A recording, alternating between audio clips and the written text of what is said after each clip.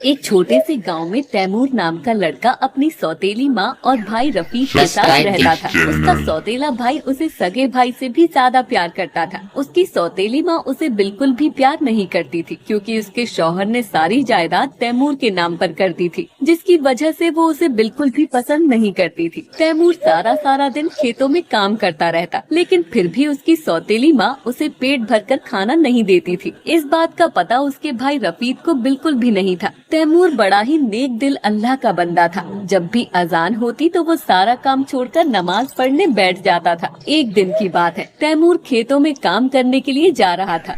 माँ, खेतों में काम करने जा रहा हूँ, कुछ खाने के लिए दे दो। अभी खाना नहीं बना है, जब बन जाएगा तो आकर खा लेना। बेचारा तैमूर भूखा ही खेतों पर काम करने चला जाता है और वहाँ जाकर काम करने लगता है। उसे काम करते करते सुबह से दोपहर हो जाती है और उसे भूख भी बहुत लगती है। दोपहर हो गई, भूख भी लगी है। अब तो माँ ने खाना बना लिया होगा, घर चलकर कुछ खा ही लेता हूँ। फिर ये सोचकर वो घर चला जाता है और अपनी माँ से जाकर खाना मांगता है। माँ बहुत भूख लगी है, खाना दे दो। उसकी माँ कोई जवाब नहीं देती, तो फिर वो आवाज लगाता है, माँ भूख लगी है, कुछ खाने के लिए दे दो ना। लो आ गया भूखा कहीं का, जब देखो खाना खाना। तभी वो अंदर से झल्लाती हुई कहती है, हाँ देती हूँ। फिर वो रसोई से जाकर तैमूर के लिए खाना लेकर आती है और उसे खाना खाने के लिए देती है। ये लो खाना। तैमूर खाना देखकर अपनी सौतेली माँ से कहता है, माँ बस इतना सा ही खाना? हाँ तो? पर माँ ये तो बहुत थोड़ा है, इसमें तो मेरा पेट भी नहीं भरेगा। खाना है तो खा, नहीं तो मत खा। हाँ बड़ा आया कहने वाला कि कम है खाना। तैमूर की थाली में बस थोड़ा ही खाना बचा था, तो वो अपनी सौतेली माँ से और खाना मांगता है।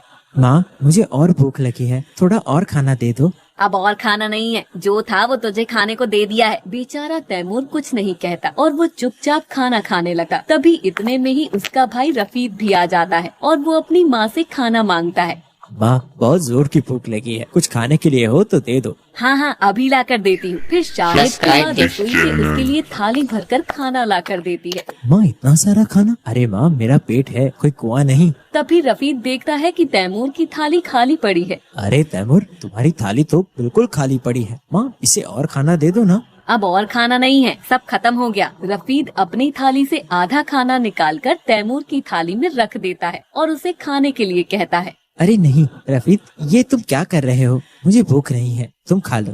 भूख कैसे नहीं है? तुम सारा दिन खेतों में काम करके इतनी मेहनत तो करते हो, तुम्हें तो और ज्यादा खाना चाहिए। और वैसे भी माँ ने 2 लोगों का खाना मुझ अकेले को खाने के लिए दे दिया है, अब मुझसे तो इतना खाया जाएगा नहीं, तो तुम खा लो। अपने बेटे रफीक को तैमूर को खाना देते हुए देखकर वो अंदर ही अंदर जल भुन रही थी। ये रफीक भी ना पता नहीं क्यों इसे इतना मानता है। अरे ये है तो सौतेला ही ना। रफीक के प्यार को देखकर तैमूर की आंखों से आंसू झलक जाते हैं। अब रोने मत लग जा। फिर वो दोनों एक साथ हंसने लगते हैं और फिर जब वो दोनों खाना खा लेते हैं तो अपने अपने काम पर निकल जाते हैं। रफीक अपने काम से बाहर चला जाता है और तैमूर फिर से जाकर खेतों पर काम करने लगता है। उसे काम करते हुए सुबह से शाम हो जाती है और वो अपने खेतों का काम खत्म करके अपने घर लौट जाता है। और घर जाते ही वो हाथ मुंह धोकर जैसे ही वो बैठने के लिए जाता है, तभी उसकी सौतेली माँ उससे कहती है, पहले थोड़ा मेरा ये काम कर दे। बाहर जो लकड़ियाँ रखी हैं उन्हें पहले घर के अंदर रख दे, फिर बैठना। तैमूर अपनी सौतेली माँ का कहा कभी नहीं टालता था। वो जिस भी समय जो भी काम करने के लिए कहती, वो बिना सवाल किए उसे करता। वो बाहर से सारी लकड़ियाँ लाकर घर में रखने लगता है। तभी इतने में ही उसका भाई रफीक भी आ जाता है और वो भी उसके साथ लकड़ियाँ रखने में उसकी मदद करता है। ये देख रफीक की माँ को भी बड़ा गुस्सा आता है और वो मन ही मन कुछ कहने लगती है। ये रफीक भी ना पता नहीं क्यों इसकी मदद करता है। इसे कितना भी समझा लो पर इसे कुछ समझ नहीं आता। अरे रफीक, तू क्यों परेशान हो रहा है? ये रख देगा ना लकड़ियाँ। माँ कोई बात नहीं, दोनों साथ रहेंगे तो जल्दी रख लेंगे। रफीक अपनी माँ के कहने के बाद भी उसकी बात नहीं मानता। रात बहुत हो चुकी थी तो उसकी माँ उनके लिए खाना लगाती है। ये क्या माँ, आपने मेरी थाली में खाना कुछ ज्यादा ही नहीं रख दिया? लगता है आपने तैमूर की जगह मुझे ज्यादा खाना दे दिया है। तैमूर ये थाली तुम ले लो और अपनी थाली मुझे दे दो। फिर रफीक अपने खाने की थाली तैमूर को खाने के लिए दे देता है और उसकी थाली में खुद खाने बैठ जाता है। नहीं, मुझे इतना खाना नहीं चाहिए भाई।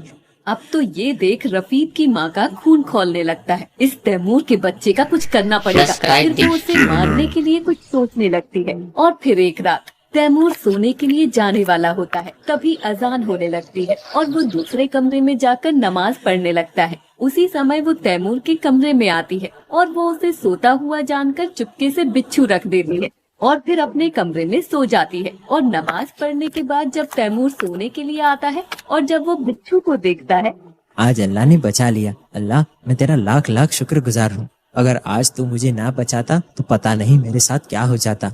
उधर बहुत देर तक तैमूर के कमरे से कोई आवाज नहीं आती तो उसकी सौतेली माँ सोचने लगती है, इतनी देर हो गई, ये अभी तक तैमूर की कोई आवाज क्यों नहीं आ रही। फिर उसकी सौतेली माँ उसके कमरे में जाकर देखती तो हैरान रह जाती है, ये क्या, इसे तो कुछ नहीं हुआ, ये तो आराम से बड़े मजे में सो रहा है, पर ये बच कैसे गया, इसका जल्द ही कुछ करना पड़ेगा।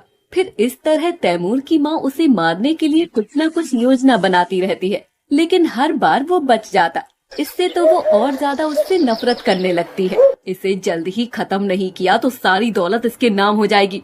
मुझे जल्द ही कुछ करना होगा, कहीं ऐसा ना हो कहीं देर हो जाए। फिर वो उसे मारने के लिए एक और योजना बनाती है। और फिर अगले दिन तैमूर की सौतेली माँ बहुत ही बढ़िया बढ़िया पकवान बनाती है और फिर वो तैमूर के खाने में जहर मिला देती है। जब वो तैमूर के खाने में जहर मिला रही होती है तो उसे ऐसे करता देख रफीक देख लेता है। और फिर जब दोपहर होती है तो तैमूर खाना खाने के लिए घर आ जाता है। उसके आते ही, तैमूर तुम आ गए, जल्दी से हाथ मुंह धो लो, मैं तुम्हारे लिए खाना लगाती हूँ।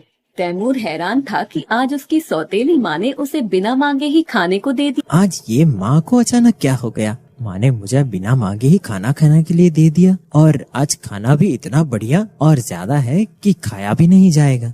क्या हुआ तैमूर, खाना क्यों नहीं खा रहे, खाना कम है क्या? नहीं नहीं माँ, ऐसी बात नहीं है, खाना भी अच्छा है और बहुत ज्यादा भी है। फिर तुम क्यों नहीं खा रहे हो? तैमूर की सौतेली माँ उसे बार बार खाना खाने के लिए कह रही थी क्योंकि उसने तैमूर के खाने में जहर मिला रखा था। फिर तुम क्यों नहीं खा रहे? माँ आप जाइए, मैं खाना खा लूंगा और मुझे कुछ लेना होगा तो मैं खुद ले लूंगा। पक्का तुम खा लोगे ना? हाँ माँ, मैं खा लूंगा। तैमूर के कहने पर उसकी सौतेली माँ वहाँ से चली जाती है और जैसे ही वो खाना खाने के लिए बैठता है तभी अजान होने लगती है और वो खाना छोड़कर नमाज पढ़ने बैठ जाता है। और नमाज पढ़ने के बाद जैसे ही खाना खाने के लिए जाता है तो देखता है कि उसका भाई रफीक उसका खाना खाने के लिए बैठा है। तभी इतने में ही रफीक की माँ आ जाती है और वो उसे खाना खाने से रोकती है। रफीक, तुम ये खाना नहीं खा सकते। क्यों? इस खाने में जहर है, इसीलिए मैं ये खाना नहीं खा सकता। क्यों, सही कहा ना मैंने? रफीक की माँ कुछ नहीं कहती, उसे अपने किए पर अफसोस हो रहा था। अगर उसके बेटे को पता नहीं होता तो वो मर जाता। और तैमूर बार बार अल्लाह का शुक्र अदा कर रहा था। या अल्लाह, तेरा लाख लाख शुक्रिया, आज तूने मुझे एक बार फिर बचा लिया। तेरा ये एहसान मैं जिंदगी भर नहीं भूलूंगा। अल्लाह हमेशा नमाजी की हिफाजत करते हैं।